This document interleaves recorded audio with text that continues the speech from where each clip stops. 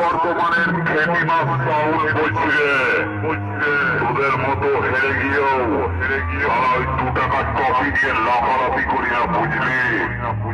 আমি খ্যাতি মাছ তোদের বস পাবলিক সবাই দেখছে তোদের কি হাল করছি।